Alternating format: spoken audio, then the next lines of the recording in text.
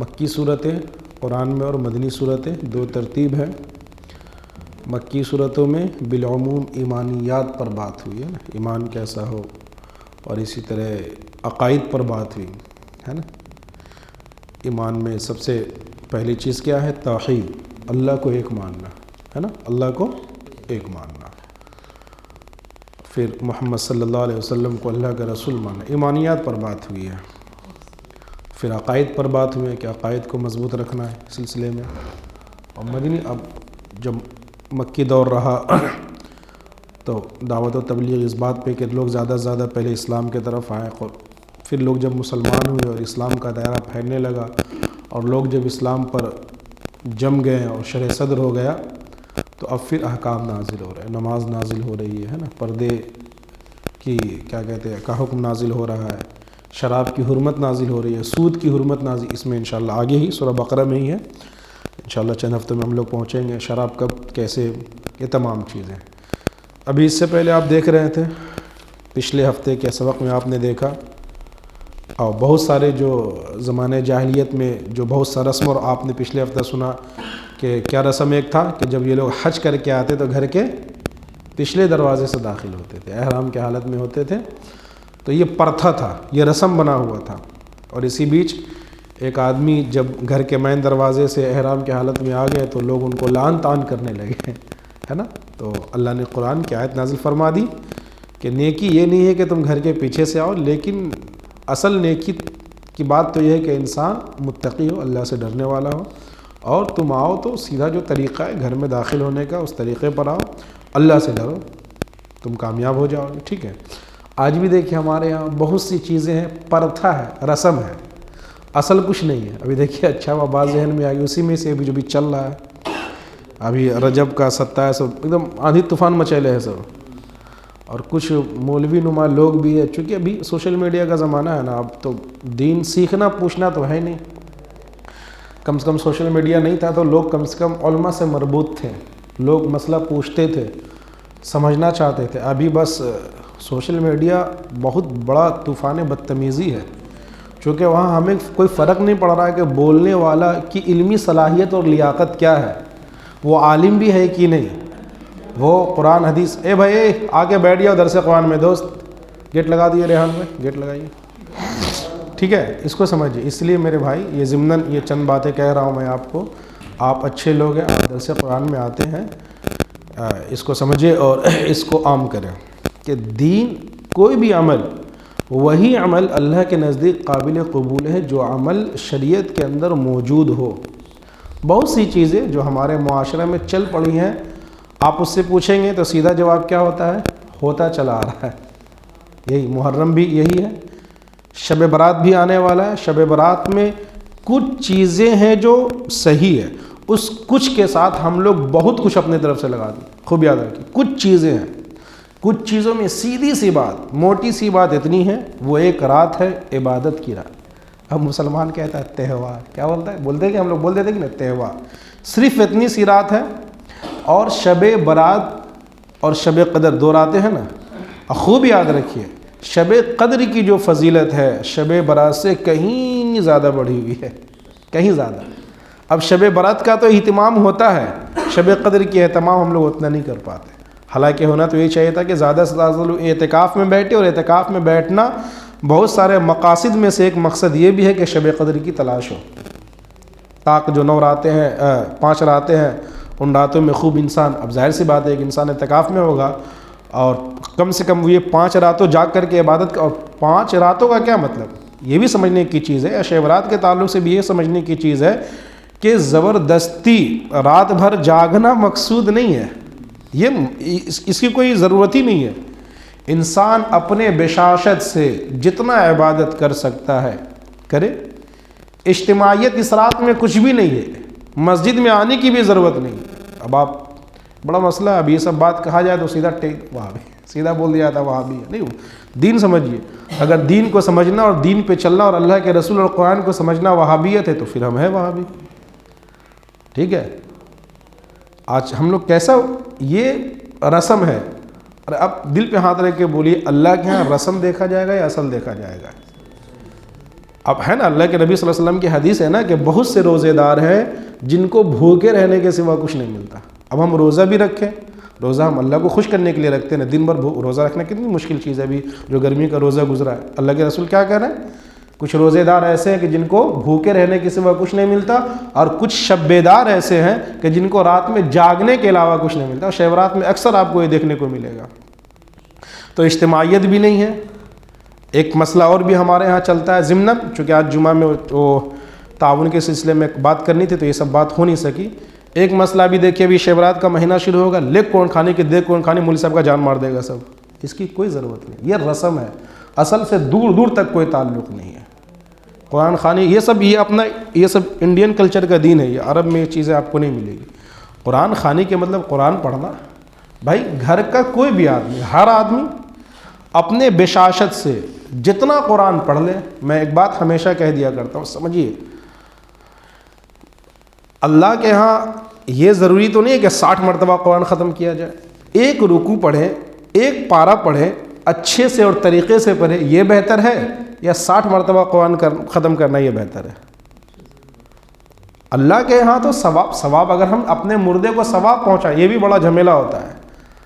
میں تو عام طور پہ کرتا نہیں ہوں, لیکن اب بسا اوقات آپ معاشرے میں رہیں گے تو مجبور ہو جانا پڑتا ہے. آپ سمجھائیے, مرد تو پھر بھی سمجھ جاتا, عورتیں سب تو ایک دم سمجھنا نہیں چاہتی, ایک دم وہ کیا کہتے ہیں, ایک دم کھوٹا یہیں گڑے گا والی بات ہو جاتی ہے. تو خیر, آپ قرآن کے اندر کہا کہ الرجال قوامون علی النساء, مردوں کو عورتوں پر نگراں بنایا گیا ہے. لیکن یہ سب موقع پہ مرد پیچھے ہٹ جاتے ہیں, دین کا معاملہ آتا ہے جو ہو رہا ہونے دیں. نہیں, جب چیز شریعت سے ہٹ کر کوئی چیز ہو میرے پیارے, تو اس کو سمجھداری سے کام دینا چاہیے. ایک عجب, بہت جگہ, ہر جگہ یہ رسم چل پڑا ہے. شادی بیاہ کے تعلق سے بھی آپ بہت جگہ دیکھتے ہوں گے, شادی سے پہلے میلاد ہونا ضروری ہے. اس کی کوئی ضرورت نہیں ہے. نہیں, کم سے کم قرآن خوانی ہو جائے, اس کی کوئی ضرورت نہیں ہے. مرنے کے ساتھ بھی یہ مطلب ہم لوگ کا ایک ہے. میں غلط تو نہیں کہہ رہا ہوں, میں آپ کو یہ سمجھانا چاہ رہا ہوں, بلکہ ہم سب یہ سمجھنا چاہ رہے ہیں. ہم سب کوشش کریں, جو اصل ابھی معاملہ یہ ہے نا کہ اگر آپ شادی سے پہلے اگر گھر میں قرآن خوانی یا میلاد نہیں کرائیں گے تو لوگ آپ کو پھر وہاں بھی یا اگر آپ کے گھر میں جنازہ وغیرہ ہو گیا, اگر آپ چہارم نہ کرائیں, اگر آپ سمجھدار ہیں, آپ پڑھے لکھے ہیں, آپ اگر یہ چیز نہ کرائیں, اگل بغل سب بات کریں کنجڑ ایک دم بپوا مر گیا, چل اس وہ نہیں کرا رہا ہے. ارے بھائی, ایک آدمی روزانہ, جیسے مطلب یہ ہے کہ ہم سب ایک کوشش کریں, سیکھیں دین اہل علم سے سیکھیں, مسئلے کی بات اہل علم سے سیکھیں. اگر سوشل میڈیا سے ہم دین کی کوئی بات سنتے ہیں, اس پہ عمل اس وقت تک نہ کریں جب تک کسی مستند عالم دین سے اس کی تصدیق نہ کرا لیں. آپ سوشل میڈیا مطلب ہم لوگ بھی چونکہ عجب چیز ہے جس کا دین میں دور دور سے کوئی تعلق نہیں ہے. اب وہ کوئی بھی آدمی منہ کھڑا کر کے کچھ بات کہہ دیا اور پھر اس کو لائک شیئر, یہ ساری چیزیں ہیں. اگر آپ آنکھ بند کر کے اس پر عمل کریں گے تو سوائے جہنم کے مجھے نہیں لگتا کہ کہیں اور پہنچ پائیں. اس لیے بہت ضروری ہے. جیسے اس کو میں مثال دے کر کے کہتا ہوں نا, آپ بیمار پڑتے ہیں تو کوئی بھی دوا سوشل میڈیا پر دیکھ کر کے کھا لیں گے. ایک دوا بھی آپ جب تک کسی جانکار سے یا ماہر ڈاکٹر سے تشخیص نہیں کرا لیتے ہیں, آپریشن آپ کسی سے کرا لیں گے, جب تک آپ 10 جگہ خوب اچھے سے جانکاری نہ لے لیں تب تک آپ آگے نہیں بڑھیں گے. لیکن جب بات دین کی آتی ہے تو ہم اتنے بے بہرے ہو جاتے ہیں کہ کسی سے بھی کسی بھی طرح کی بات لے لیتے اور اس پر عمل کرنا شروع کر دیتے. تو بچیے, ٹھیک ہے. یہ جو ہزاری اس کی کوئی ہزارے روزہ نام بھی دے دیا گیا, بتائیے, اور بات رکھ دی گئی کہ جو ایک روزہ رکھ لے گا. اچھا, رمضان کا روزہ, جو رمضان کے مہینے کی کتنی فضیلت ہے نا حضرت, کہ کیا کہتے ہیں رمضان میں ایک فرض نماز کا ثواب کتنا ہو جاتا ہے, بولیے 70 گنا. ایک فرض نماز کا ثواب 70 گنا بڑھا دی. یہ چیزیں جو حدیث میں ہیں, یہ چیزیں جو اللہ کے رسول صلی اللہ علیہ وسلم نے ہمیں بتایا سمجھا, ابھی اس ایک روزے میں 70,000 کر دیا, جس کی کوئی اصل نہیں ہے. جبکہ یہ بھی ثابت نہیں ہے کہ محمد, یہ لوگ مناتے ہیں شب معراج, ٹھیک ہے, قرآن کے اندر اس کا ذکر تو ہے, سبحان الذی اسری بعبدہ لیلا من المسجد الحرام الی المسجد الاقصی الذی بارکنا. معراج کا تو ذکر ہے قرآن کے اندر, لیکن تاریخ کے ساتھ نہیں ہے کہ فلاں مہینہ یا فلاں تاریخ میں. یہ وہی اختلاف ہے جو آپ صلی اللہ علیہ وسلم کے پیدائش کا معاملہ ہے نا, جو لوگ ربیع الاول میں بہت سارا جو جھمیلا ہوتا ہے لوگ کرتے ہیں. کسی کہنے والے نے بڑی پیاری سی بات کہی نا کہ بھائی ایک نبی کیا, اگر یہ دن منانے کا دن ہوتا تو 1,24,000 پیغمبر آئے ہیں, اور سال میں دن کتنا ہے, 365 اگر ہر نبی کے پیدائش کا دن منانے لگے سال ختم ہو جائے، دکانداری کا کیا ہوگا، کاروبار کا کیا ہوگا؟ یہ ہم سب جس دین کو ماننے والے ہیں میرے پارے، یہ دین، یہ مذہب اسلام کھیل تماشا کرنے کی چیز نہیں ہے۔ یہاں خاموشی اور سکوت کے ساتھ یہ ہے کہ ہم اللہ کے نبی علیہ الصلوۃ والسلام کی زندگی کو دیکھیں کہ اپنے آپ کو اپنے رب سے مربوط کریں، ٹھیک ہے؟ اس لیے کم سے کم یہاں پر جو مجمع آیا ہے، رجب کا مہینہ، اللہ کے نبی صلی اللہ علیہ وسلم، حدیث سے جو چیز ثابت ہے میں آپ کو بتاؤں، جب یہ مہینہ آتا تو محمد صلی اللہ علیہ وسلم دعا مانگتے۔ کیا دعا مانگتے تھے؟ اللہم بارک لنا فی رجب و شعبان و بلغنا رمضان، اے اللہ ہمارے رجب اور شعبان میں برکت دیجیے اور ہمیں رمضان تک پہنچائیے۔ حدیث سے یہ بھی ثابت ہے کہ آپ صلی اللہ علیہ وسلم اور مہینوں کے مقابلے میں رجب اور شعبان میں اپنی عبادت بڑھا دیا کرتے تھے، اپنی عبادت بڑھا دیا کرتے تھے، گویا کہ یہ رمضان کی تیاری ہوتی تھی، رمضان کا استقبال ہوتا تھا۔ شعبان میں آپ صلی اللہ علیہ وسلم تو اتنا روزہ رکھتے تھے کہ کبھی کبھی ایسا لگتا تھا کہ آپ آخر تک روزہ رکھیں، لیکن پھر بھی مسئلہ یہ ہے کہ شعبان کے آخری دنوں کا روزہ مت رکھو، یعنی کم سے کم 20-25 تک روزہ رکھو لگاتار یا چھوڑ کر، بالکل اب ایک دم جو ہے نا آخری یعنی 29 یا 30 یا 27 28 کا روزہ مت رکھو، تاکہ اب جو رمضان آنے والا ہے اب اس کے استقبال کے لیے بھی کچھ رہنے دے، تاکہ بالکل ایک دم یہ نہ ہو جائے کہ بس تم روزہ پھر رمضان آ گیا، رمضان کی والی بات ہی نہیں ہو سکی۔ دیکھ رہے کتنا فرق پیدا کیا گیا۔ اسی لیے رجب کے پورے مہینے میں آپ جب چاہے روزہ رکھے، جب چاہے نماز پڑھے، جب چاہے عبادت کرے، منع نہیں ہے، لیکن شریعت یہی چیز ہے کہ جو چیز ثابت نہیں ہے اور اپنے طرف سے کوئی دن یا کوئی مہینہ خاص کر لینا، اسی کا نام بدعت ہے اور اسی کا نام ہے دین میں نئی چیز کو داخل کرنا۔ میں اس سے پہلے بھی سمجھا، جیسے رمضان کا روزہ فرض ہے نا، شریعت کی طرف سے فرض ہے، اسی طرح رمضان کے بعد، اب رمضان کے علاوہ سب سے پہلے نمبر تو جتنا بھی روزہ ہے سب کیا ہے؟ نفل ہے۔ رمضان کے روزہ کے علاوہ جتنا بھی روزہ ہے سب نفل روزہ ہے، وہ چاہے قضا وغیرہ کو چھوڑ دیں، جیسے مستورات کا کچھ روزہ رمضان میں چھوٹ جاتا ہے، عورتوں کا چھوٹتا ہے، مرد کا کیوں چھوٹے گا بھائی؟ عورت کے تو چلے اپنے مسائل ہے تو روزے چھوٹ جاتے تو وہ سب بعد میں قضا کرنا وہ الگ مسئلہ ہے۔ اس کے علاوہ بعد میں جتنے روزے ہیں، محرم کا روزہ لے لیجئے، شب برات میں بھی چلیے بہت سے لوگ روزہ رکھتے ہیں، اس پہ بھی روزہ پر بات ہونے کی ضرورت ہے، بہت سارے اختلاف ہے کہ روزہ رکھنا ہے یا نہیں ہے، اپنی جگہ پر ہے، سمجھے ابھی اس کا موقع نہیں ہے۔ لیکن آپ صلی اللہ علیہ وسلم کی زندگی میں بہت سا روزہ، جیسے آپ صلی اللہ علیہ وسلم کی عادت شریفہ یہ تھی کہ آپ دن کے اعتبار سے سوموار اور جمعرات کا روزہ رکھا کرتے تھے، کہ مطلب یہ نہیں کہ ہر ہفتہ رکھتے تھے، کبھی رکھتے تھے کبھی نہیں بھی رکھتے تھے۔ اسی طرح آپ صلی اللہ علیہ وسلم ایام 20 کا روزہ رکھتے تھے۔ ایام 20 کہتے ہیں اردو تاریخ کی 13ویں 14ویں 15ویں ہے نا، 13 14 15 تاریخ کا روزہ، اس کو ایام 20 کہتے ہیں، یا اردو تاریخ کی پہلا دن، اردو تاریخ کا پہلا دن اور آخری دن، یہ مہینے کے اعتبار سے آپ صلی اللہ علیہ وسلم اس طرح کا روزہ رکھ لیا کرتے۔ تو یہ وہ چیزیں جو شریعت سے ثابت ہے، اگر ہم اس پر عمل کریں گے تو ہمارا روزہ ہوگا اور اللہ کے ہاں ہمیں اجر و ثواب ملے گا۔ لیکن وہ چیزیں جس کا شریعت میں دور دور تک کوئی اصل نہیں ہے، بغیر کسی دلیل کے، اگر کوئی مولوی صاحب بھی آ کر کے بیان کرتے ہیں، اگر وہ اپنی بات دلیل سے نہیں سمجھاتے ہیں، بس یوں ہی کہ اگر آپ سے پوچھا جائے ہزارے کا روزہ کیا تو آپ کہیں گے باپ دادا رکھ رہا تو ہم بھی رکھ لیے، تو یاد رکھیے ہمیں بھوکا پیاسا رہنے کے سوا کچھ نہیں ملے۔ اچھا روزہ تک تو ٹھیک تھا، آج ہی مجھے ایک صاحب نے، میرے ایک دوست نے بتایا اور سن کر کے تعجب ہوا، آج ہی مغرب بعد میرے ایک دوست نے مجھے بتایا روزہ تک تو معاملہ ٹھیک ہے، اس روزہ میں یہ بھی تخصیص ہے کہ مصری اور چھوارا روزہ کس سے کھولیں گے؟ ہاں ضروری ہے نا، تم گڑبڑا جائے، ایسا سننے کو ملا، مصری اور چھوارا سے یہ ہزارہ کا روزہ کھولیں گے، اور یہ بھی کہا گیا کہ اس مصری چھوارے کو بچا کر کے رکھیں گے، جب رمضان آئے گا تو رمضان کا پہلا روزہ اسی سے۔ بتائیے یہ سب بیوقوفی کی حد ہے کہ نہیں ہے؟ اسلام کے اندر یہ تو ان بھکتی ہے، اس طرح کی تو چیزیں نہیں ہیں۔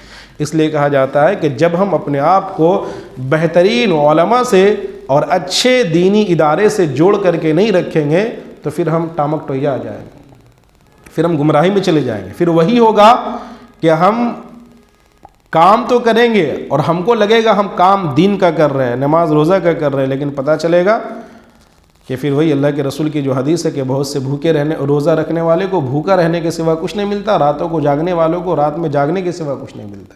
ٹھیک ہے میرے پیارے، اس چیز کو سمجھے۔ بلکہ عمر رضی اللہ تعالیٰ عنہ کے بارے میں تو ایک بات یہ بھی آتی ہے کہ آپ صلی اللہ علیہ وسلم، آپ رضی اللہ عنہ کو جب پتہ چلا کہ اس دن میں شب معراج کے نام سے کوئی آدمی روزہ رکھ رہا ہے، تو آپ اس کو زبردستی اس کا روزہ توڑوا دیں کہ جو چیز اللہ کے رسول نے اپنے زمانے میں نہیں کیا، نہیں کرنے کو کہا، بعد میں تم اس چیز کی طرف کیوں لگ رہے ہو؟ ٹھیک ہے، تو یہ چیزیں ہیں۔ اب اس کے لیے لڑنا جھگڑنا نہیں، اب کوئی اب ضد پہ اڑ لے کہ ہم رکھبے کریں گے تو رکھو بھائی، ہمارا کام ہے سمجھا دینا، بتا دینا، لڑنا جھگڑنا ہمارا کام نہیں ہے، کسی کو چڑھانا بھی نہیں ہے، کسی کو برا بھی نہیں سمجھنا ہے، خوب سمجھیے۔ میں محرم کے تعلق سے بھی ہم سب اپنے آپ کو سمجھائیں، اور لڑنے جھگڑنے کا سوال ہی پیدا نہیں ہوتا کوئی بھی گناہ میرے پیارے۔ آج دیکھیے آپ درس قرآن میں آئے، اللہ کا شکر، اللہ کا فضل ہے، اللہ ہمیں یہاں لایا، بلایا، بیٹھایا۔ بہت سے لوگ نہیں آئے تو اس کا یہ مطلب نہیں کہ وہ برے ہو گئے، نہیں، اللہ ہمیں توفیق دیا، اللہ انہیں بھی توفیق دے۔ دین کا بہت سا کام ہم کر لیتے، اللہ ہمیں آج 5 نماز پڑھا دیا ہے، اللہ کا فضل ہے، اللہ کا شکر ہے۔ جو نہیں پڑھا وہ بھی ہمارے ایمان والے بندے ہیں، ہم ان کی تحقیر نہیں کریں گے، ہم ان کو گھٹیا نہیں سمجھیں گے، یار وہ تو نماز نہیں، بلکہ عمر رضی اللہ عنہ کا وہ قول یاد کریں گے، اور بھی جو صحابہ کرام کا طریقہ رہا کہ جب اللہ ہمیں نیکی کرنے کی توفیق دے تو ہم اترائیں گے نہیں، بلکہ ڈریں گے کہ اللہ کام کا جو حق تھا وہ حق ہم سے ادا نہیں ہو سکا۔ ٹھیک ہے، ہمیشہ اپنی کمی پہ نظر رکھے کہ یا اللہ جو بھی نماز ہے یا تسبیح ہے یا روزہ ہے، ہمیشہ اس پر نظر رکھیں گے کہ یا اللہ یہ جو کام کا حق تھا، ظاہر سی بات ہے وہ حق ہم سے نہیں ادا ہو سکا، اللہ آئندہ ہمیں اس سے بہتر کرنے کی توفیق عطا فرمائے۔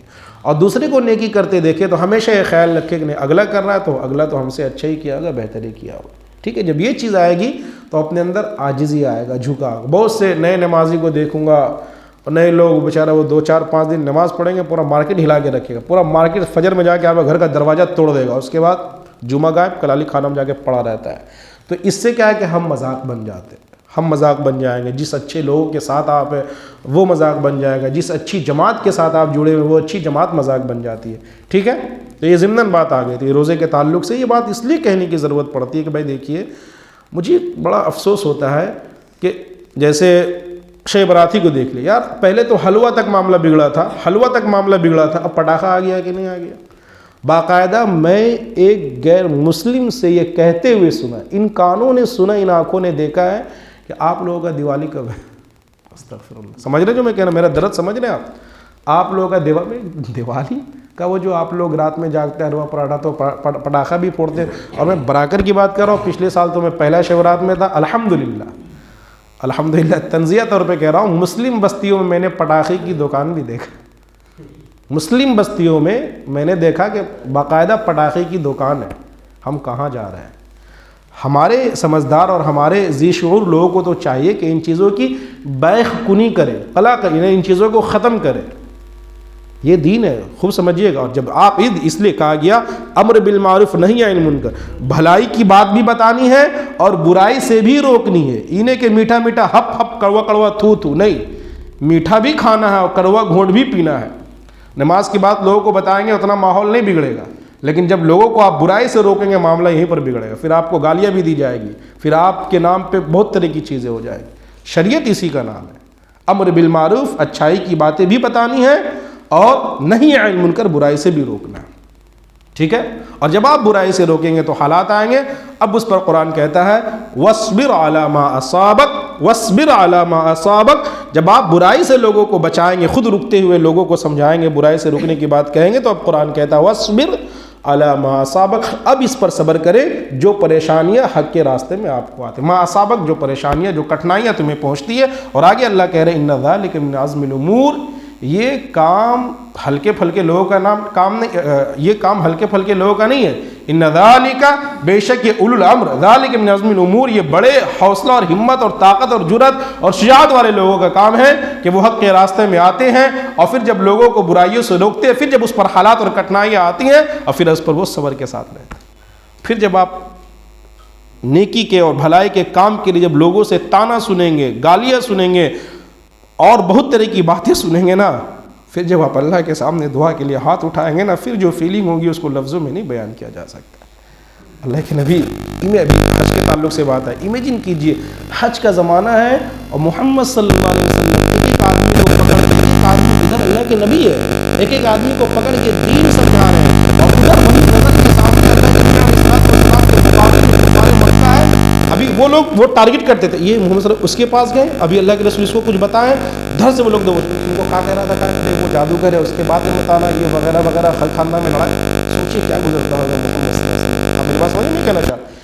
ایک آدمی کو اللہ کے رسول دین کی بات سمجھا رہے ہیں، کفار مکہ وہی ہوتے تھے، وہ دیکھتے تھے کہ یہ محمد، ان کے زبانے محمد بن عبداللہ، ہمارے زبانے محمد صلی اللہ علیہ وسلم، وہ یہ دیکھتے تھے کہ کن کو بتاتا ہے، کن کو اچھی باتیں کہتا ہے. اور جیسے اللہ کے رسول ادھر سے ہٹتے تھے، یہ لوگ پورا جتھا لگا کر کے جاتے اور جلدی سے لپکتے کہ کہیں اس کے بات کے بہکاوے میں وغیرہ وغیرہ نہ آ جائے. اور جب اس سچویشن سے اللہ کے رسول گزرتے تھے، جیسے کہ طائف کا بھی واقعہ، وہ آپ دین لے کر کے گئے، بدلے میں وہاں کیا ملا؟ پھر جو اللہ سے کنیکشن جوڑتا ہے، پھر اندر میں امت کا درد اور امت کا قلق اور امت کا کیا ہے کہ وہ اڑھن آئے گا. نہیں تو پھر ٹھیک ہے، صبح ہو رہی ہے، ناشتہ بھی بنا کے نہیں دے رہی ہے، دکان بھی کھلی جا رہی ہے، سب ٹھیک ٹھاک چل رہا ہے، تو چلنے دو، مرا جائیں گے. 4 جنازہ ہم دفنا چکے ہیں، 4 آدمی ہم کو بھی دفنا دے گا، سلسلہ یوں چلتا رہے گا. ٹھیک ہے، تو بدعات سے رکیں گے انشاءاللہ. اللہ تعالیٰ مجھے بھی، ہم سب کو، اور ہماری آنے والی تمام نسلوں کو اللہ تبارک و تعالیٰ بدعات سے بچا لے، خرافات سے بچا لے. اللہ اپنے فضل سے ہم سب کو صحیح دین سمجھا دے. یہ 26-27 کے تعلق سے کچھ باتیں ذہن میں تھی، اور صبح سے بالکل جو دل مچل رہا تھا کہ آپ تک یہ باتیں آئیں. فون بھی آتا ہے، خوب مولانا صاحب کا لوزہ رکھ سکتے ہیں، کیا کہا جائے بتائیے. دیکھیے وَأَتِمُّ، تو آج یہ بھی آپ کے سامنے حج کی آیات ہے، وہ یہ لمبی بات چلے گی انشاءاللہ.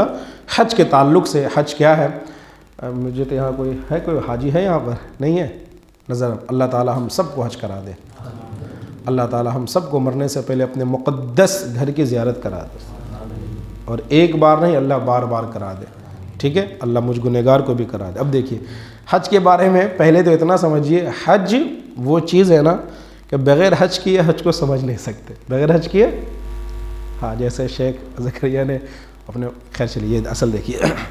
تو حج کیا ہے؟ حج کیے بغیر ہم سمجھیے، میں بہت اچھا سے جیسے آم ہو نا، ہم بھی آم کے اوپر آپ کے سامنے بیان کریں کہ چوسا آم اور لنگڑا آم اور مالدہ آم اور ایسا اور ویسا، اور ایک یہ ہوتا ہے کہ آپ کاٹ کے کھا لیں، سمجھ میں آ جائے گا آم کیسا ہوتا ہے. ٹھیک ہے، تو بالکل وہی چیز. اب دیکھیے وَأَتِمُّ الْحَجَّ وَالْعُمْرَةَ لِلَّهِ، حج اور عمرے کو اللہ کے لیے مکمل کرو، پورا کرو. فَإِنْ أُحْصِرْتُمْ فَمَا اسْتَيْسَرَ مِنَ الْهَدْيِ، اور اگر تم روک دیے جاؤ، فَمَا اسْتَيْسَرَ مِنَ الْهَدْيِ، تو قربانی میں سے، قربانی کے جانور میں سے جو تمہارے پاس میسر ہو اسے تم اللہ کے راستے میں قربان کرو. وَلَا تَحْلِقُوا رُؤُوسَكُمْ حَتَّى يَبْلُغَ الْهَدْيُ مَحِلَّهُ، اور وَلَا تَحْلِقُوا رُؤُوسَكُمْ، اور اپنے سر کا حلق نہ کراؤ جب تک ہدی کا جانور، قربانی کا جانور اپنے مقام تک نہ پہنچ جائے. آج تفصیل بہت ہے، چھوٹی چھوٹی آیت میں دیکھیے. اللہ کے لیے اور حج عمرے کو پورا کرو کا مطلب یہ ہوا کہ جب حج کا ارادہ ہو گیا اور عمرے کا ارادہ ہو گیا تو اس کو مکمل اور پورا کرنا ہے. ٹھیک ہے، جیسے دیکھیے نفل میں، جیسے آپ نفل نماز جو فرض نہیں ہے، لیکن جب آپ نیت باندھ لیے، ٹھیک ہے، اب نیت باندھ کے اگر توڑ دیے یا کسی وجہ سے وہ نماز ٹوٹ گئی تو اب اس کا ادا کرنا واجب ہو جائے گا. جیسے ہم 2 رکعت نماز پڑھ رہے تھے، کسی وجہ سے وہ نفل تھا، فرض ہمارے اوپر نہیں تھا، ہوا چھوٹ گئی یا کسی وجہ سے نماز ختم ہو گئی، تو اب اس کا پورا کرنا ضروری ہے. اسی طرح ایک تو رمضان کا روزہ، رمضان کے روزے کے علاوہ آدمی کوئی نفل روزہ وغیرہ رکھا اور کسی وجہ سے پھر روزہ اس کو توڑنا پڑ گیا، تو اب چونکہ وہ پہلے سے واجب اس کے اوپر تھا نہیں، وہ اس عمل کو شروع کر چکا تھا مطلب کہ وہ عمل کرنا چاہ رہا تھا. ٹھیک ہے، اب درمیان میں اگر اس نے چھوڑ دیا تو اب اس کے لیے ضروری ہے کہ ایک عمل کو جو اس کے اوپر واجب نہیں تھا واجب کیا، اس کو وہ مکمل کرے. بات سمجھ آ رہی؟ اسی طرح جب حج اور عمرہ آپ کریں تو مکمل کریں. آگے بات ابھی اور واضح ہوگی. حج اور عمرہ کو اللہ کے لیے مکمل کرو. فَإِنْ أُحْصِرْتُمْ، اگر تم روک دیے جاؤ کا مطلب یہ ہوا، دیکھیے اس کو کہ ایک انسان حج عمرہ کا احرام باندھا، حج عمرہ کے جیسا کہ محمد صلی اللہ علیہ وسلم کے ساتھ، یہ آیت بھی دراصل اسی موقع سے نازل ہوئی ہے. صلح حدیبیہ ایک موقع ہے، آپ سب بہت تفصیل کے ساتھ سورہ فتح میں سن چکے ہیں کہ اللہ کے نبی صلی اللہ علیہ وسلم عمرہ کے لیے جا رہے تھے، پھر آپ کو مقام حدیبیہ میں روک دیا گیا. پھر بہت لمبی بات ہوئی، ایک دونوں طرف سے ایگریمنٹ ہوا کہ بھائی آپ اگلے سال آئیں گے عمرہ کرنے کے لیے. پچھلے ہفتہ اس بارے میں آپ سنیں کہ جب صحابہ کرام نکلنے لگے عمرۃ القضاء کرنے، خیال آیا کہ اگر ہم روک دیے جائیں گے اور ہم کو عمرہ نہیں کرنے دیے، تو اس بارے میں آپ پچھلے ہفتہ تفصیل سے سن کے اسی موقع سے آیت بھی نازل ہوئی.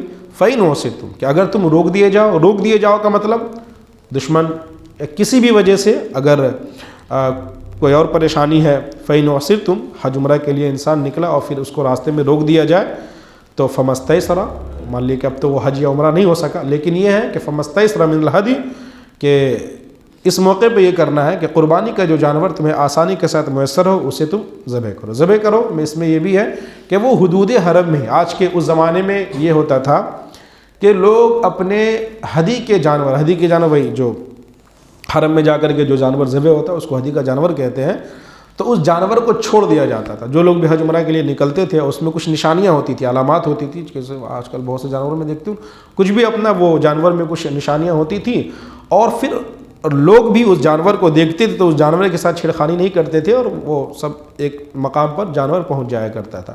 آج کے دور میں یہ کہ ظاہر سی بات ہے حج میں تو یہاں وغیرہ سے لے جانا مشکل ہے، لیکن سارے انتظامات وہاں پر ہے، موبائل وغیرہ کا بھی اگر کبھی ایسا ہو گیا تو اب سب انتظام وہاں گورنمنٹ کر کے رکھی ہے، تو کبھی کسی وجہ سے آپ حج کا ارادہ کریں اور اگر راستے میں کسی وجہ سے اگر روک دیے گئے تو ابھی یہ کرنا ہے کہ فَمَسْتَيْسَرَ مِنَ الْهَدْيِ، جو جانور آپ کے پاس میسر ہے اس کو ذبح کر دے، وَلَا تَحْلِقُوا، اور ابھی احرام سے نہ نکلے، وَلَا تَحْلِقُوا رُؤُوسَكُمْ، اور جو رکن ہوتا ہے حج اور عمرے کا احرام سے نکلنے کے لیے، قصر کرانا یا حلق کہتے ہیں بالکل ٹکلا ہو جانا، جس کو بال موڑنا، بیل موڑنا ہم لوگ کہتے ہیں، اور ایک ہے قصر کہتے ہیں بال کو چھوٹا کرنا۔ گنجائش تو دونوں کی ہے، لیکن افضل یہ ہے کہ انسان حلق کرائے۔ حلق اس لیے کرائے کہ محمد صلی اللہ علیہ وسلم نے حلق کرایا، حلق مانے ٹکلا ہو جانا، ٹھیک ہے، حلق بالکل استورہ چلا دینا، بہتر یہ ہے، افضل یہ اور سنت طریقہ ہے، لیکن گنجائش دونوں میں ہے، یا تو انسان حلق کرا لے یا تو قصر کہتے ہیں کہ بال اتنا کرا لے، اتنا کم سے کم اتنا چھوٹا کرا لے، ٹھیک ہے، تو گنجائش دونوں کی رکھی گئی۔ اور انسان وَلَا تَحْرِقُوا، یعنی حلق نہ کرا، احرام سے نہ نکلے یہاں تک کہ ہدی کا جانور اپنے مقام تک پہنچ جائے، جو جانور آپ چھوڑے ہیں حج عمرہ سے آپ روک دیے گئے ہیں، ٹھیک ہے، اور روکنے کی وجہ سے آپ کم سے کم جو جانور کو چھوڑ دیے ہیں، تو اب ایسا نہیں کہ اس جانور کو چھوڑیں یا اس جانور کو بھیجیں، جب تک وہ جانور اپنے مقام پہ نہ پہنچ جائے، قربانی اس کی نہ کر دی جائے، تب تک احرام نہیں کھولنا۔ اور کیا کہتے ہیں، احرام کھولنے کے لیے وہ ضروری ہے کہ پہلے آپ حلق کرائیں یا قصر کرائیں، پھر آپ کیا کہتے ہیں احرام کھولیں۔ اور یہی ہوا، آپ صلی اللہ علیہ وسلم نے صلح حدیبیہ کے موقع میں آپ نے کیا کیا کہ پہلے اپنے جانور کو ذبح کیا، اور پھر جانور ذبح کر کے آپ نے کیا کیا، احرام کو کھولا، پھر آپ لوگ چلے گئے، پھر یہ ہوا کہ اگلے سال عمرۃ القضاء پہ آنا، ٹھیک ہے۔ ایک بات آگے، فَمَنْ كَانَ مِنْكُمْ مَرِيضًا أَوْ بِهِ حدیث، فَمَنْ كَانَ مِنْكُمْ مَرِيضًا أَوْ بِهِ أَذًى مِنْ رَأْسِهِ فَفِدْيَةٌ مِنْ صِيَامٍ أَوْ صَدَقَةٍ أَوْ نُسُكٍ۔ اب یہاں پہ ایک بات کہی گئی، فمن کانا، تم میں سے جو کوئی بیمار ہو جائے، ٹھیک ہے، اب یہاں حج کا معاملہ ہے، تم میں سے جو کوئی بیمار ہو جائے یا اسے کوئی تکلیف سر میں کوئی تکلیف پہنچے، تو روزے کا رکھنا، صدقے کا ادا کر دینا، یا قربانی اس کے طرف سے فدیہ۔ اس کا مطلب کیا؟ اس کا مطلب یہ ہوا کہ انسان، دیکھیے احرام کا مسئلہ ہے نا کہ سلا ہوا کپڑا آپ نہیں پہن سکتے، حج یا عمرہ کا جب احرام باندھیں گے تو یہ مسئلہ ہے، سلا ہوا کپڑا آپ نہیں پہنیں۔ اب مان لیجیے انسان بیمار پڑا، بخار لگ گیا، اب اتنا سخت بخار لگا کہ اس حالت میں اس کو کوئی ایسا کپڑا اس کو پہنایا اوڑھایا گیا جو سلا ہوا ہے، تو اب اس کی گنجائش تو ہے، لیکن ساتھ میں یہ ہے کہ اب آپ کے اوپر دم ہے۔ دم یہ ہے کہ آپ اس کو دم یہ ہے ہاں کہ ایک قربانی آپ جانور ذبح کریں، یا تو جانور ذبح کرے، او صدقۃ، یا صدقہ دے، صدقہ 6 مسکین کو صدقہ فطر کے برابر کھانا دے، من صیامن، ہاں من صیامن، یا تو روزہ رکھے، روزہ ہے، یا صدقہ ہے، او نسک، یا قربانی کرے۔ یہاں پہ تینوں میں یہ دیا گیا ہے۔ او بہ عدم راسی، بیماری کے تعلق سے، یا سر میں کوئی تکلیف ہو گئی، سر میں جوئی ہے، یا سر میں کوئی ایسی پریشانی ہو گئی کہ آپ کو احرام کھولنے سے پہلے بال کٹانا پڑ رہا، بال مڈانا پڑ رہا ہے، تو اس کی بھی اجازت دی گئی۔ اسی کو قرآن نے کہا فمن کان منکم، اگر تم میں سے کوئی بیمار پڑ جائے یا اس کے سر میں کوئی تکلیف ہو تو وہ بال اتار تو سکتے ہیں، سلا ہوا کپڑا وہ پہن تو سکتے ہیں، لیکن ساتھ میں اس کو دم دینا پڑے گا۔ یہ دم کیا ہے؟ دم یہ ہے کہ من صیام، روزہ رکھے، حدیث میں اس کی تشریح ہے کہ 3 روزہ رکھ لے، او صدقۃ، یا نفل صدقہ دے دے، او نسک، یا قربانی کرے۔ فَإِذَا أَمِنْتُمْ، اور جب تم حالت اطمینان میں حج کرو، فمن تمتع، جب تم حالت، اوپر کیا تھا؟ حالت اضطرار، آپ حج عمرہ کرنے کے روک دے گئے، یہاں پر یہ ہے فَإِذَا أَمِنْتُمْ، جب تم حالت اطمینان میں ہو۔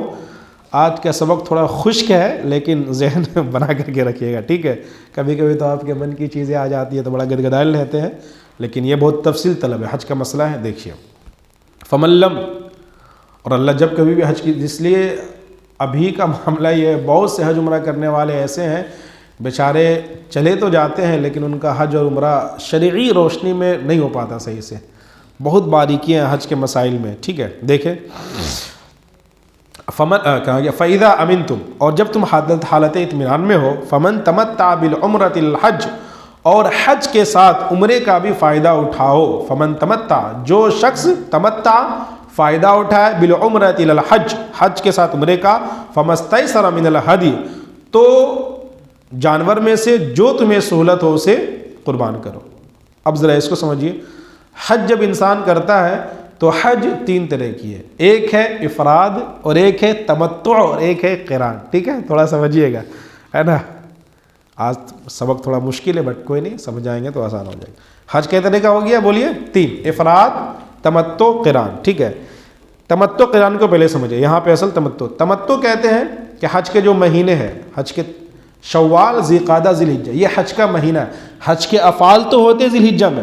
ٹھیک ہے، جیسے مثال کے طور پہ ہم یوں سمجھیں کہ ظہر کی نماز کا وقت، ایک تو ظہر کی نماز کا وقت شروع سے لے کے آخر تک ہے، اور ایک ہے ہمارے ہاں جماعت کا وقت. تو بھائی جماعت کا وقت کیا ہے؟ 1:30 بجے ہے. ٹھیک ہے، اور ایک ہے پورا ظہر کا وقت. اسی طرح ایک ہے حج کا مہینہ، شوال، ذوالقعدہ اور ذی الحجہ کی 10 تاریخ تک، یہ حج کا مہینہ ہو گیا.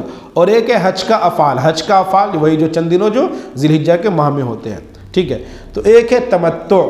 تمتع کہتے ہیں کہ انسان عمرہ کرے، پہلے عمرہ کا احرام باندھے اور عمرہ کر کے احرام کھول دے، پھر حج کا احرام بعد میں باندھے. ٹھیک ہے، یہ ہو گیا تمتع. اور ایک ہے قران. قران کے معنی ملانا. قران کہتے ہیں کہ انسان عمرہ کا احرام باندھا اور پھر اسی احرام سے حج بھی کیا، احرام کھولا نہیں. ٹھیک ہے، اور ایک ہے افراد. افراد کہتے ہیں کہ وہ صرف حج کرے، عمرہ کا احرام نہ باندھے، صرف حج کا احرام باندھے. اتنی بات سمجھ میں آ گئی؟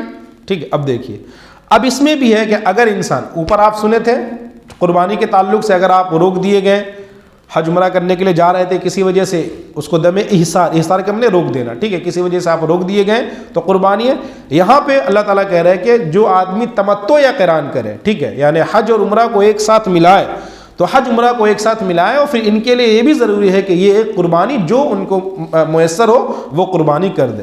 آگے بات آ رہی ہے کہ فملم کہا گیا فمن لم یجد فصیام 3 ایام فی الحج و7 اذا رجعتم تلک 10 کاملہ. دیکھیں تو اس میں کیا کہا گیا، جب تم حالت اطمینان میں ہو اور حج کے ساتھ عمرے کو ملاؤ تو تمہیں جو میسر ہو من الحدی، ہدی یعنی قربانی کے جانور میں سے ذبح کر دو. فمن لم یجد، اور اگر قربانی کا جانور کسی کے پاس میسر نہیں ہے، وہ قربانی نہیں کر سکتا ہے، تو اس کے لیے آسانی دی جا رہی ہے 3 ایام، 3 دن کا حج، 3 ایام 3 دنوں کا روزہ رکھ لے. ہاں، فصیام 3 ایام 3 دنوں کا روزہ رکھ لے، فی الحج حج کے دنوں میں، و7 اور 7 روزہ رکھ لے اذا رجعتم جب اپنے گھر کو لوٹ آئے. یعنی اگر وہ ہدی کا جانور اس کے پاس نہیں ہے تو ان کے لیے آپشن ہے کہ وہ 10 روزہ رکھے. 10 روزہ کس طرح رکھیں گے کہ 3 تو یعنی احرام کی حالت میں وہی حج کے زمانے میں رکھیں گے، و7 اور 7 کب رکھیں گے، اذا رجعتم جب گھر لوٹ آئے. گھر لوٹ آنے کا مطلب جب حج کا معاملہ ختم ہو جائے. تو پھر آگے اللہ کہہ رہا ہے تلک 10 کاملہ، یہ مکمل 10 یعنی 10 روزے ہو گئے. آگے دیکھیے ذالک لمن لم یکن اہلہ حاضر المسجد الحرام. یہ مسئلہ تو ان لوگوں کے لیے ہے جن کے گھر کے لوگ یعنی جن کا گھر مسجد حرام کے پاس نہ ہو. کیا مطلب؟ یہ ان لوگوں کے لیے ہے یعنی یہ حج اور عمرہ کو جمع کرنا.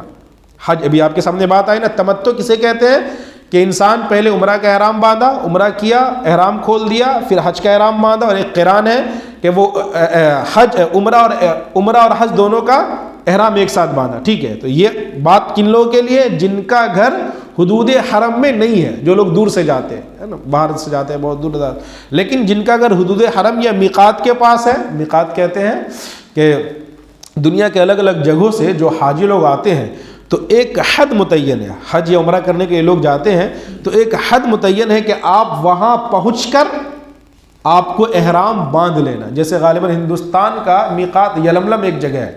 اب یہاں اپنے یہاں ہوتا ہی ہے کہ چونکہ اب ہوائی جہاز وغیرہ میں باندھنا مشکل ہے تو یہیں سے باندھ کر کے ہی جاتے ہیں. یہی مسئلہ، اگر جو میقات ہے یعنی اس میقات پہ اگر کوئی احرام نہیں باندھے گا اور میقات یعنی اس جگہ کو پار کر جائے گا تو پھر اس کو دم دینا پڑے گا، یعنی اس کو ایک جانور پھر الگ سے قربانی دینی پڑے گی. ٹھیک ہے، تو یہاں پہ جو آیت ہے ذالک لمن لم یکن اہلہ، یعنی یہ یعنی تمتع اور قران حج اور عمرے کو ایک ساتھ ملانا یہ کن کے لیے ہے؟ یہ ان کے لیے ہے، یہ ان کے لیے ہے جن کے گھر والے مسجد حرام کے پاس نہ، مطلب جن کا گھر مسجد حرام کے پاس نہیں ہے، جو دور دراز سے آتے ہیں. لیکن وہاں کے جو لوکل لوگ ہیں ان کے لیے ہے کہ بھائی آپ عمرہ تو 365 دن میں کہیں بھی کر سکتے ہیں، اگر ابھی آپ کو کرنا ہے تو صرف حج کریں، عمرہ آپ آرام سے کیجیے. بات سمجھ میں آ رہی ہے؟ عمرہ کے لیے تشخیص نہیں ہے نا، عمرہ آپ 300 سال کے 365 دن میں کبھی بھی کر سکتے ہیں. جب یہ بات چل رہی تھی ایک چیز کو اور سمجھیے، حج عمرہ کے تعلق سے ابھی معاشرہ میں یہ چیز بھی دیکھی جا رہی ہے کہ لوگ عمرہ کر لیتے ہیں اور پھر حج نہیں کرتے. بعض تو ایسے لوگوں کو بھی دیکھا گیا کہ وہ عمرہ کو ہی حج بھی کہہ دیتے ہیں. عمرہ بالکل ایک الگ چیز ہے. جیسے ہم نماز پڑھتے ہیں تو نماز میں ابھی ہم لوگ پڑھے 4 رکعت عشاء کی نماز جماعت سے، وہ فرض ہے نا، اور 3 رکعت باتیں وتر بھی پڑھے، دونوں ایک سیم تو نہیں ہے نا. اب کوئی انسان صرف جیسے کہ رمضان میں یہی سننے کو ملا بہتوں کے بارے میں کہ کچھ لوگ ایسے خالی آتے تراویح پڑھ لیتے ہیں، عشاء کی نماز بھی نہیں پڑھتے اور وتر بھی نہیں پڑھتے ہیں. تو سمجھ میں ٹھیک ہے. تو بہت سے لوگوں کے بارے میں نے خود بہت قریب سے جب لوگوں سے بات کیا تو وہ عمرہ کر لیے اور عمرہ کرنے کے بعد وہ اطمینان، اور کہیں نہ کہیں سے نہیں جاننے کی وجہ سے ان کو لگتا ہے کہ میں عمرہ کر لیے تو میرا کام ہو گیا.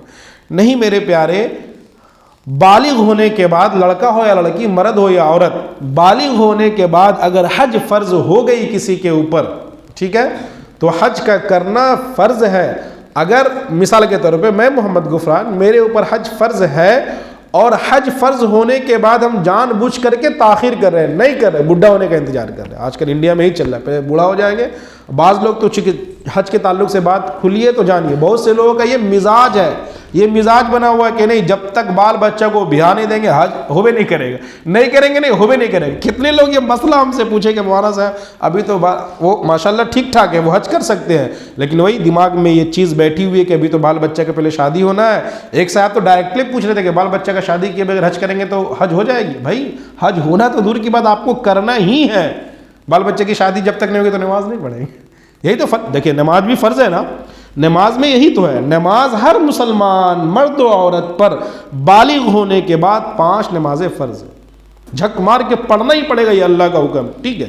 اور یہی فرق ہے حج میں. حج میں بس اتنی یہ ہے کہ ہر وہ بالغ مرد و عورت جس کے اوپر حج کی استطاعت ہو، حج کی طاقت، اپنے گھر والوں کے جائز ضروریات کا خیال کرتے ہوئے وہ بیت اللہ کا سفر کر سکتا ہے، سفر کے خرچہ کو اٹھاتے ہوئے، تو اس کے اوپر حج فرض ہے. ایسا ہی ہے نا، اپنے گھر والوں کی جائز ضروریات کو پوری. اب ایسا نہیں کہ اپنے گھر والوں کو کسی دوسرے کے رحم کرم پہ چھوڑ دے، یہ بھی نہیں ہے. اپنے گھر والوں کے جائز ضروریات کو پوری کرتے ہوئے، سفر حج کا خرچہ اٹھاتے ہوئے، جتنا دن میں وہاں رہنا اس کا خرچہ اٹھاتے ہوئے انسان وہاں تک پہنچ سکتا ہے، تو اب اس کے اوپر حج فرض ہے. اللہ کے رسول صلی اللہ علیہ وسلم نے فرمایا کہ جس انسان پہ حج فرض ہو پھر بھی وہ حج نہ کرے تو وہ یہودی مرے یا نصرانی مرے، مجھے کوئی فرق نہیں پڑتا ہے. اللہ. تو میں یہ کہہ رہا تھا اگر میرے اوپر حج فرض ہے اور میں جان بوجھ کر کے اگلے سال یا بڈھا ہونے کا انتظار میں کر رہا ہوں، تو یاد رکھیے جتنا جان بوجھ کر کے تاخیر کر رہے ہیں مجھے تاخیر کرنے کا گناہ ملے گا، اور اللہ نے کرے اگر مر آ گئے اسی حالت میں تو پھر تو معاملہ گڑبڑ. اسی لیے اور ویسے بھی ایک چیز کو اور سمجھیے، ابھی بہت سے لوگ اجتماع میں گئے ہوں گے، پیدل چلے مزہ آیا جی، دیکھے ہوں گے آپ لوگ. بھائی یہ تو ابھی ایک معاملہ تھا نا، حج میں اس سے بھی زیادہ پیدل چلنا پڑا. اب اس سے بھی زیادہ. ایک حاجی صاحب سے میری ملاقات ہوئی، نوجوان تھے ماشاءاللہ، وہ بتائیں کہ 30 کلومیٹر پیدل چلنا پڑتا ہے حج کے موقع پہ، خاص چونکہ بہت زیادہ بھیڑ ہوتی ہے نا، پورا سسٹم کے ساتھ ہوتا ہے. ایک آدمی بھی اگر آپ کو یہاں سے وہاں جانا وہ سسٹم کے ساتھ ہے، اگر ہلکا سے ایک آدمی اگر سسٹم کو توڑ کر کے اگر ادھر سے ہوتا تو بھگدڑ مچ سکتا ہے. جیسے کہ ابھی ہم لوگ اجتماع میں گئے دیکھے سمجھو، اور کئی بار ہوا بھی کچھ سال پہلے بھی ایسے حج کے موقع پہ ایسے ہی ایک آدمی کچھ مطلب ایک یہ جانے کا راستہ تھا، یہ آنے کا راستہ، تو ادھر سے بیچارہ ادھر آ گیا اور گڑبڑا کے کتنے لوگ اللہ کو پیارے ہو گئے. ٹھیک ہے. تو حج ویسے بھی کہا گیا کہ جوانی کی عبادت ہے. کاہے کی عبادت ہے؟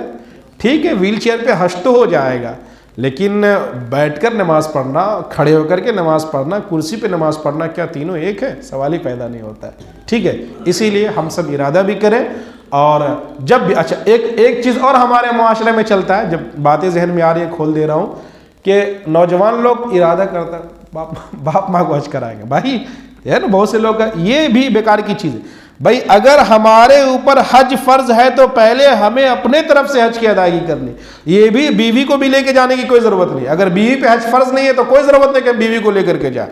بڑھاپا میں ڈھو رہے ہیں تو ڈھو رہے ہیں. بات سمجھیے، سمجھنے کی چیز ہے.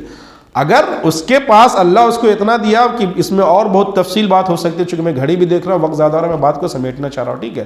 تو اصل نیت تو ہم اپنے بارے میں کریں گے، ہمارے اوپر حج فرض ہے، ہم حج کریں گے۔ اب ہم اپنے طرف سے حج کرنے کے بعد مزید اللہ نے ہمیں دیا ہے، ہمارے پاس اتنی طاقت ہے، استطاعت ہے، ہمارے پاس گنجائش ہے، تو ہم اپنے اماں کو کرائیں، بیوی کو کرائیں، ابا کو کرائیں، بھائی کو کرائیں، سب کو پورا برابر کو کرا دیں، سب کا ثواب ملے گا، ہم کو بھی کرا دیں، ملے گا ثواب، ٹھیک ہے انشاءاللہ؟ سمجھنے کی چیز ہے۔ تو یہ چند چیزیں ہیں جو ہمارے معاشرے میں پھیلی ہوئی ہیں، جس کا اصل سے کوئی تعلق نہیں۔ بہت سا آدمی لڑکا لوگ کو دیکھیں گے، نوکری لگے گا کہیں سرکاری جاب وب، تو ماشاءاللہ مولانا صاحب میرا ارادہ ہے تو ٹھیک ٹھاک، ابا کا ہے، ابا ماں کا ہے، حج تمہارے اوپر فرض، ماں باپ پہ اگر نئے فرض ہے تو اللہ نہیں پوچھے گا، لیکن فرض اگر آپ کے اوپر ہے، نیت خراب نہیں ہے، نیت اچھی ہے۔ میں مسئلہ سمجھا رہا ہوں، پہلے ہم کو ادا کرنا ہوگا، ہم اپنے طرف سے کریں۔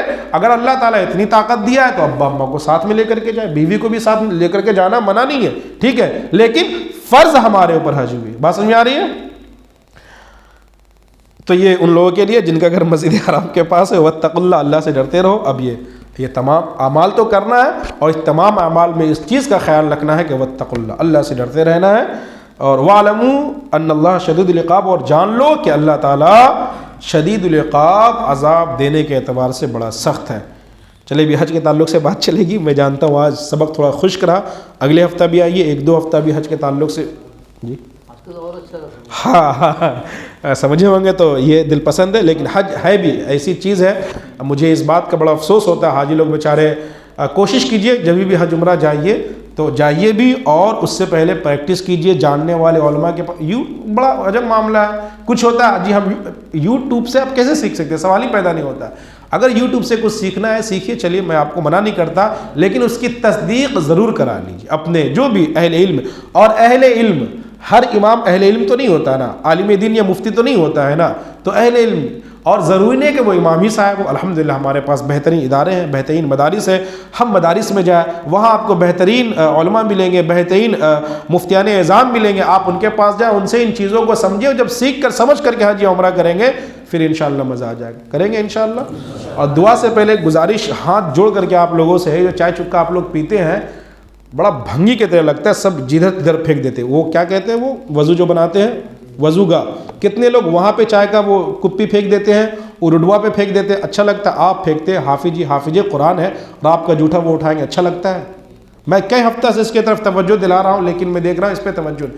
دو بالٹیاں وہاں پہ رکھیے، آپ چائے پیئے، محبت کے ساتھ کپی جو ہے نا بالٹی میں ڈالیں، اور جب آپ ناشتہ کریں تو چٹائی کے حصے پہ ناشتہ کریں، اور فضول کیا کہتے ہیں جو چیزیں کو دسترخوان ہی پر رہنے دیں، زمین پہ نہ گرائیں۔ نماز بھی تو مسجد ہے نا، اللہ کا گھر ہے، اس کا ادب بھی تو رکھنا بہت ضروری ہے نا، ٹھیک ہے؟ ان چیزوں کا خیال رکھیں، ایسا نہ ہو کہ کوئی کہیں بیٹھا ہے ایک چائے وہیں پہ کھڑا پی، کیا طریقہ ہے؟ آپ درس قرآن میں سیکھنے سمجھنے آتے ہو، چائے کھڑا پی رہے، چائے پلانے والے بھی ہیں، بسکٹ کھلانے والے بھی ہیں، طریقے اور سلیقے سے کریں گے انشاءاللہ۔ ہر ہفتہ یہی ہے، پورا ہفتہ اچھا لگتا ہے۔ اگر میں اٹھاتا تو میں تو اپنے بارے میں بولتا بھی نہیں، لیکن میں دیکھتا ہوں ماشاءاللہ بڑے بڑے لوگ، اب بہت ساری وہاں پہ پھر دو بالٹی وہاں پر ہے، آپ اس بالٹی میں ڈسٹ بین میں ڈالیں تاکہ گندگی نہ پھیلے، مزید اللہ کا گھر ہے، صاف صفائی کا خیال رکھیں۔ بسم اللہ الرحمن الرحیم، اللہم انت السلام ومنک السلام تبارکت یا ذا الجلال والاکرام۔ یا اللہ ہم سے ہمارے گناہ کبیرہ صغیرہ عمداً سہواً کو بخش دیجیے، معاف فرمائیے۔ اللہ ہم سب پہ رحم کا، کرم کا، عافیت کا معاملہ عطا فرمائیے۔ اللہ ہم سبوں کو سیدھے راستے پر چلنے والا بنا دیجیے۔ یا اللہ قرآن کی سمجھ اور قرآن کی فہم عطا فرمائیے۔ یا اللہ قرآن کے حکام کے مطابق ہماری زندگیوں کو آسان کر دیجیے، آسان کر دیجیے۔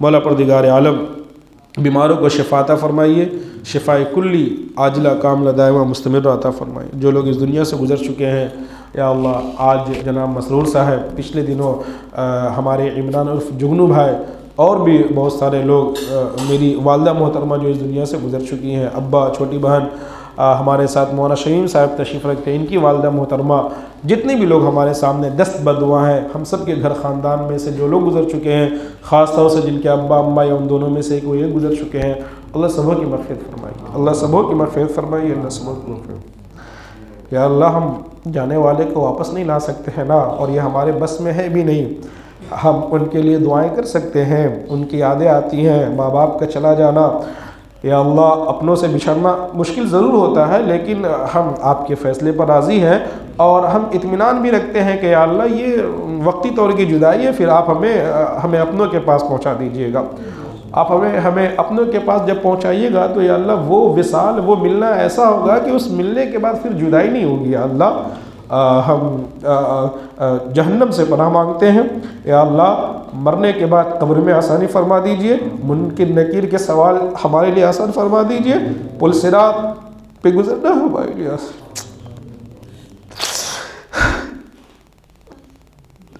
یا اللہ پل صراط پہ گزرنا ہمارے لیے آسان فرما دیجئے۔ اللہ ہمارے پاس کوئی ایسا عمل نہیں ہے جو عمل ہم آپ کے پاس آگے بھیج سکیں، کچھ بھی نہیں ہے اللہ، نہ ہماری زندگی میں نماز ہے، نہ قرآن ہے، نہ دین ہے، نہ سنت ہے، نہ شریعت ہے، اے اللہ بس جانوروں کی سی ہماری زندگی ہو گئی ہے۔ ہم آپ کی نعمت کو کھاتے تو ہے، آپ کی نعمت پر پلتے تو ہے، یا اللہ آج جو کچھ بھی ہم آپ کی نعمت پر ہیں، لیکن ہم آپ کے ہی سب سے بڑے دشمن اور باغی بنے بیٹھے ہیں، یا اللہ معاملہ یہ کہ کوئی حق اور سچ اور اچھی بات ہمیں بتائے تو ان کا بتانا ہمیں خراب لگتا ہے۔ اللہ ہم اتنے بے دین اور بد دین ہو چکے ہیں، اللہ ہمیں دین سے، سنت سے، شریعت سے قریب کر دیجیے۔